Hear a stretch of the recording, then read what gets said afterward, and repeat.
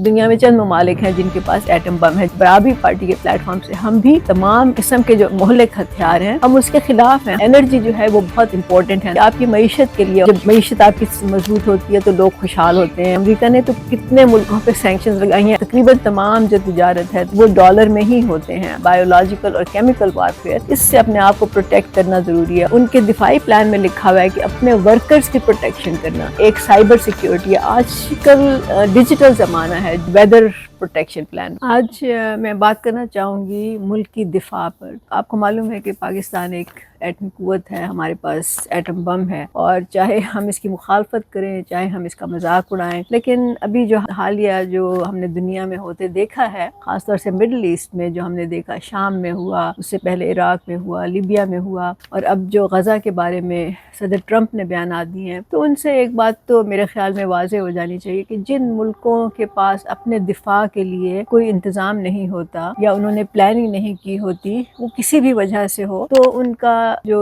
حال ہے وہ دوسروں کے رحم و کرم پہ ہوتا ہے. مطلب بیرونی قوتیں آ کے جو بھی وہاں پہ کرنا چاہیں وہ کر سکتی ہیں. اس لحاظ سے پاکستان کے پاس ایک ایٹم بم ہونا ایک دفاع کی ایک ذریعہ ہے، اور یہ بہت امپورٹنٹ ذریعہ ہے. اگر یہ نہ ہوتا تو شاید ہمیں نہیں پتا کہ اس وقت جو دنیا میں ہلچل مچی ہے یا جو حالات اس وقت جنم لے رہے ہیں اس میں پاکستان کا کیا حال ہو چکا ہوتا. جو پاکستان کا جو ایٹمی قوت بننے کا تصور تھا وہ عبدالفقار علی بھٹو نے پیش کیا تھا، اور جب ان کو جوڈیشل مرڈر ہوا ان کا، تو بہت سے لوگوں نے کہا کہ یہ امریکہ نے ان کو مروایا ہے، کیونکہ امریکہ نہیں چاہتا کہ پاکستان کے پاس کوئی ایٹم بم آئے یا پاکستان اتنا مضبوط ہو. تو اس وقت بہت سے لوگوں نے اس کو ایک کانسپریسی تھیوری کے طور پہ سمجھ لیا اور اس کو اہم نہیں سمجھا. لیکن میرا خیال کہ اس میں ایک حد تک بہت زیادہ سچائی ہے، کیونکہ ہمیں معلوم ہے اب کہ دنیا میں کیا ہو رہا ہے، اور ہمارے سامنے جس طرح سے واقعات حالات انفولڈ ہوئے ہیں، اس سے اس کی امپورٹنس جو ہے وہ ہمیں پتہ چلنی چاہیے. لیکن جو اصل میں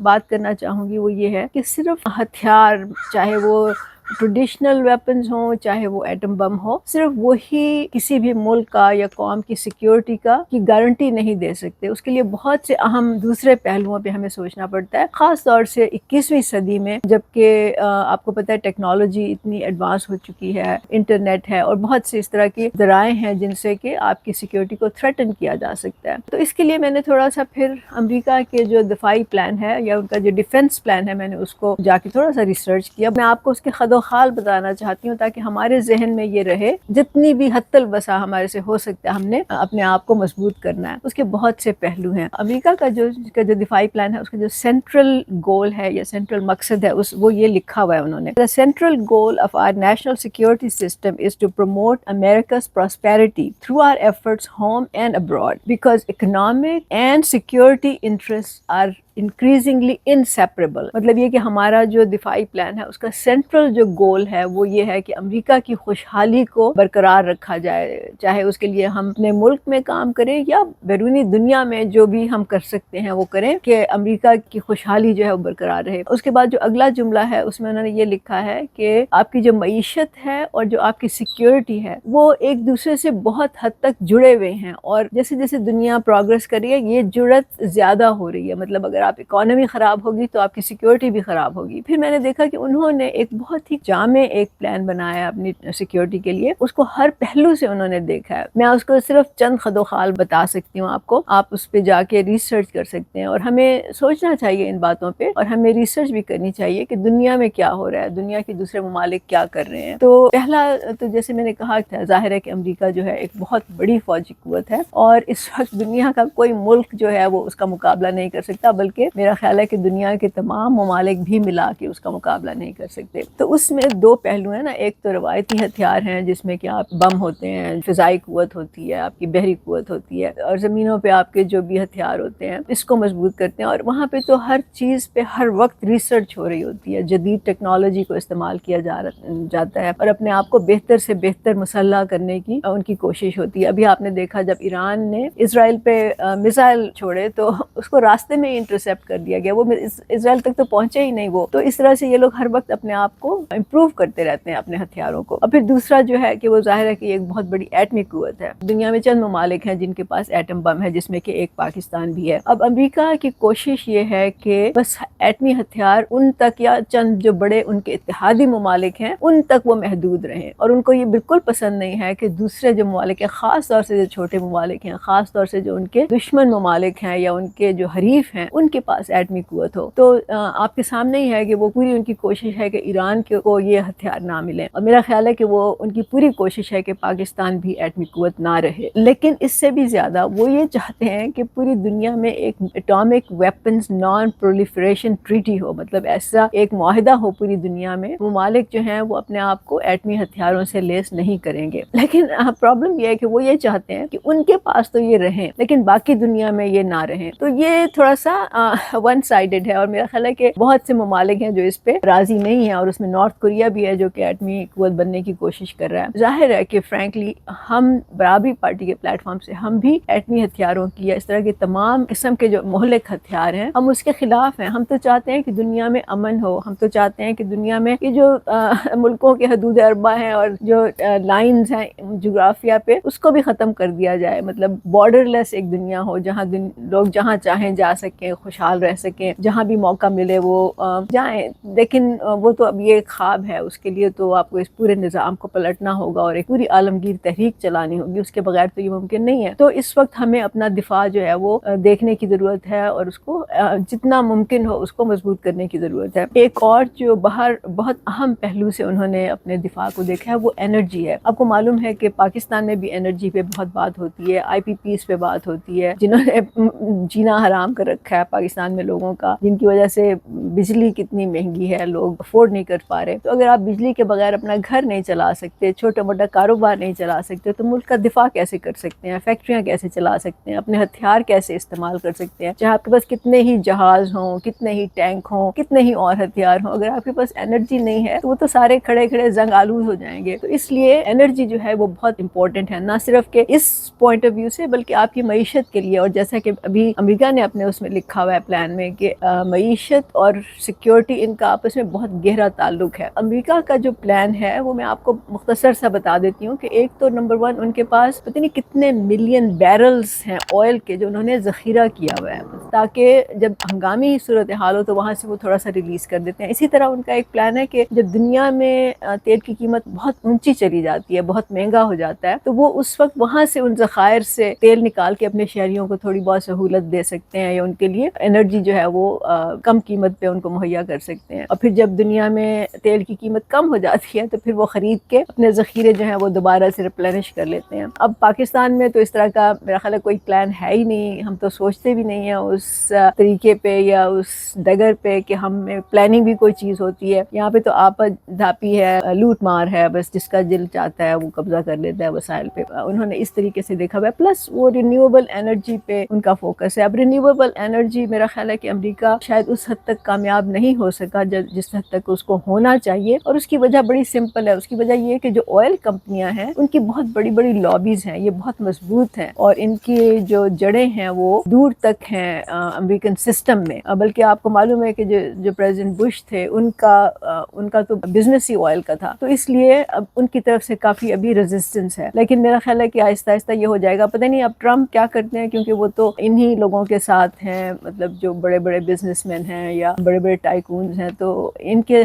زمانے میں تو شاید مشکل ہو. لیکن میرا خیال ہے کہ کیونکہ یہ تو بات کر رہے ہیں مزید آئل ایکسپلوریشن کی، تو دیکھتے ہیں کہ کیا ہوتا ہے. جو برابری کی بنیاد پہ جو ایک اہم پہلو ہے وہ اکانومی ہے یا معیشت ہے. جو معیشت کے بہت سے پہلو ہیں. ایک تو معیشت، ظاہر ہے کہ جب معیشت آپ کی مضبوط ہوتی ہے تو لوگ خوشحال ہوتے ہیں، دنیا مطلب آپ کے ملک میں بھی امن ہوتا ہے، اور اگر پوری دنیا خوشحال ہو جائے تو دنیا میں بھی امن ہوگا. اور جب معیشت خراب ہوتی ہے، جب لوگوں کے پاس کچھ کھانے کو نہیں ہوتا، جب ان کے پاس روزگار نہیں ہوتا، جب غربت ہوتی ہے، تو ظاہر ہے کہ اس سے سماجی انتشار بھی ہوتا ہے، اس سے جرائم بھی بڑھتے ہیں. اور پھر اس کا ایک پہلو یہ بھی ہوتا ہے کہ جو آپ کے مخالف قوتیں ہوتی ہیں وہ اس کو ایکسپلائٹ کر سکتی ہیں. مطلب وہ انہی لوگوں کو جو کہ پہلے سے مشتعل ہیں، ان کو غصہ ہے، ان میں غبار بھرا ہوا ہے، نفرت ہے، تو وہ ان کو استعمال کر کے آپ کے ملک کے خلاف استعمال کر سکتی ہیں. اور یہ ہو رہا ہے، ہمیں معلوم ہے کہ بلوچستان میں کافی حد تک یہ ہو رہا ہے، اور یہ شاید اور جگہوں پہ بھی ہو رہا بچاؤ. اور پھر آپ کی ظاہر ہے کہ جب معیشت آپ کی مضبوط ہوتی ہے، جس طرح کی امریکہ کی معیشت ہے، جب وہ مضبوط ہوتی ہے تو آپ اس کو اپنے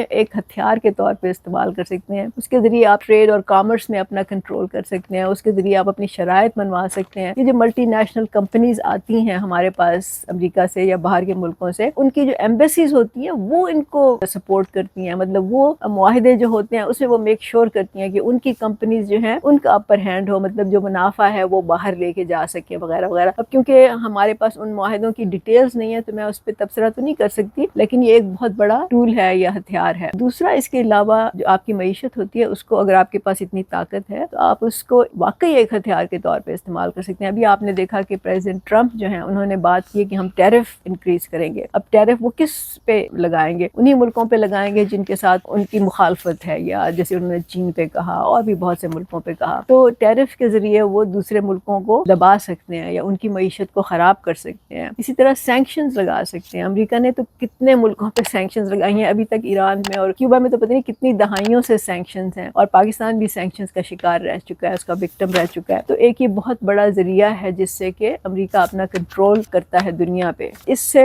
اس کی اپنی اکانومی مضبوط ہوتی ہے اور دوسروں کی جو ہے وہ کمزور ہوتی ہے، تو اس کا غلبہ جو ہے وہ قائم رہتا ہے. اسی طرح آپ نے دیکھا کہ ڈالر جو ہے، جو ان کی کرنسی ہے امریکہ کی کرنسی، وہ چاہتے ہیں کہ اس کی بالادستی رہے. اس وقت تقریباً تمام جو تجارت ہے، تمام جو ٹرانزیکشنز ہیں وہ ڈالر میں ہی ہوتے ہیں. ابھی برک جو ایک نیا مالیاتی ادارہ بنا ہے جس میں کہ چائنا ہے، انڈیا ہے، برازیل ہے اور بہت سے ممالک ہیں، وہ اس کے مقابلے میں کوشش کر رہے ہیں، لیکن ابھی تک کوئی ایک متبادل اس طرح کا پیش نہیں کر سکے. تو امریکہ چاہتا ہے کہ ڈالر کی جو ہے برتری وہ برقرار رہے، ڈالر کی ڈومیننس برقرار رہے. اس کے لیے ان کے پاس پورا پلان ہے. اسی طرح امریکہ جو ہے وہ عالمی مالیاتی ادارے جو ہیں جیسے IMF ہے، ورلڈ بینک ہے، ان کو کنٹرول کرتا ہے اور ان کے ذریعے وہ اپنی شرائط منواتا ہے پوری دنیا میں. اب آپ نے دیکھا کہ پاکستان، یہ جو بھی حالات ہوئے ہیں جب سے افغانستان سے امریکہ نکل کے گیا ہے اور پاکستان میں اس کا انٹرسٹ نہیں رہا، اور اس نے پاکستان سے تمام جو امداد وہ دیتا تھا وہ تو بند کر ہی دی، لیکن پھر جو IMF وغیرہ تھے ان کے تھرو بھی اس نے پریشر ڈالنا شروع کیا. جو ہماری معاشی حالت ہے جو خراب ہے، اس کی ایک وجہ یہ بھی ہے کہ امریکہ نے اپنا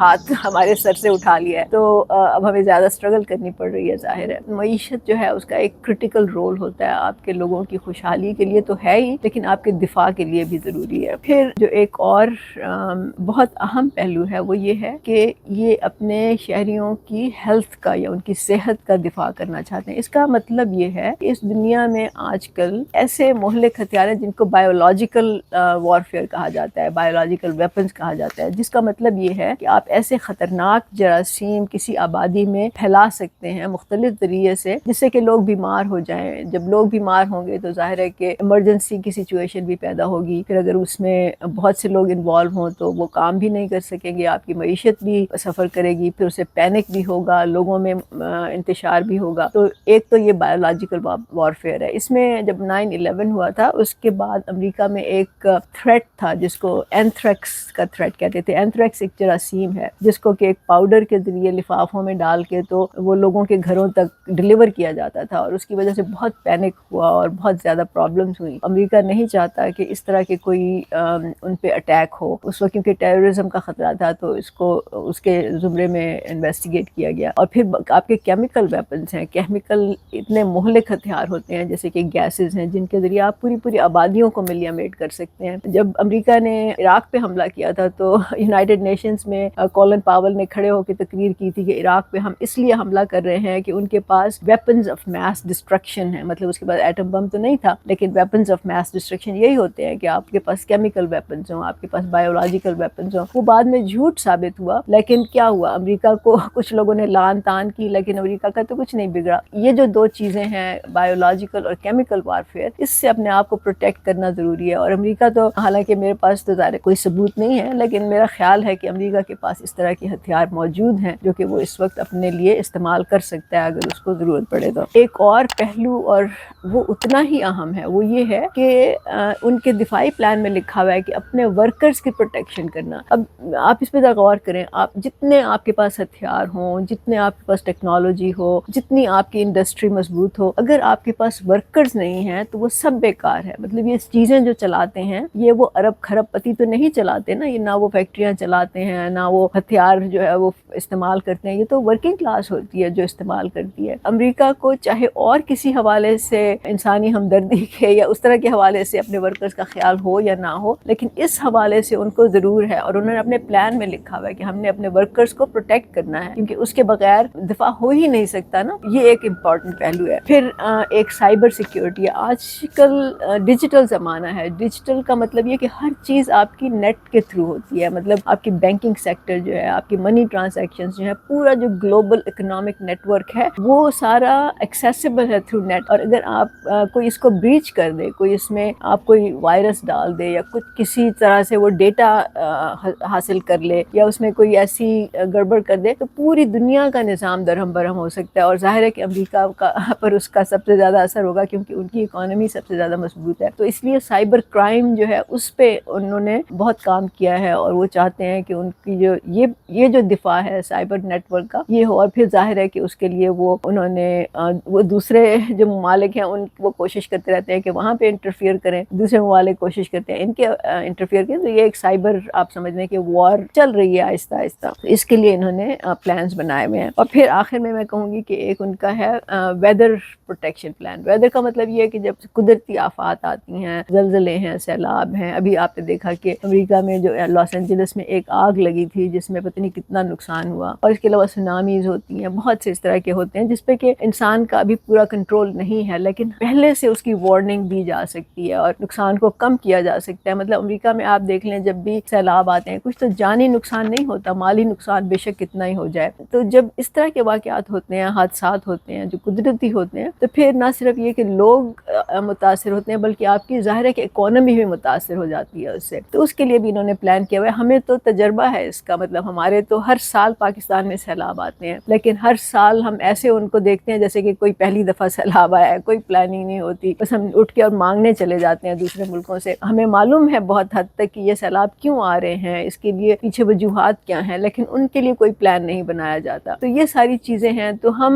جو ہیں وکٹمز ہیں اپنی ہی نااہلی کا، اپنی ہی لیک آف ویژن کا. پورا اس وقت حکمران طبقہ ہے اس کی خود غرضی کا، اور یہ تب تک ٹھیک نہیں ہو سکتا، تب تک سدھر نہیں سکتا جب تک کہ اس میں عام لوگوں کی رائے شامل نہ ہو، عام لوگ اس میں انٹرسٹ نہ لیں اور سیاسی طور پر منظم نہ ہوں، خود ان جو حکمران ہے اس سے سوال و جواب نہ کریں. اور جب تک آپ کے پاس کوئی علم نہیں ہوگا، آپ کو معلوم نہیں ہوگا کہ دنیا میں کیا ہو رہا ہے، ملک میں کیا ہو رہا ہے، تو آپ سوال و جواب کیسے کر سکتے ہیں؟ تو آپ کو اپنا جو علم ہے وہ بڑھانا چاہیے، نالج میں اضافہ کرنا چاہیے، کیونکہ نالج کے بغیر تو انسان ہی نہیں ہے نا. یہی نالج ہے جو کہ آپ کو جانوروں سے ممتاز کرتا ہے. ہمارے اور جانوروں کے درمیان یہی ایک فرق ہے کہ ہم سیکھتے ہیں، ہم سمجھتے ہیں، ہم پڑھ بھی سکتے ہیں، ہم سن بھی سکتے ہیں، ہمارے پاس ذرائع بھی موجود ہے جس سے ہم علم حاصل کر سکتے ہیں. تو اگر ہم پھر بھی علم حاصل نہ کریں تو پھر ہم میں اور جانوروں میں کوئی فرق باقی نہیں رہ جاتا. میں چاہوں گی کہ جو لوگ آپ سن رہے ہیں اس ٹاپک پہ مزید ریسرچ کریں، بجائے اس کے کہ نیٹ پہ آپ بیکار کام کریں، اپنے نالج میں اضافہ کریں.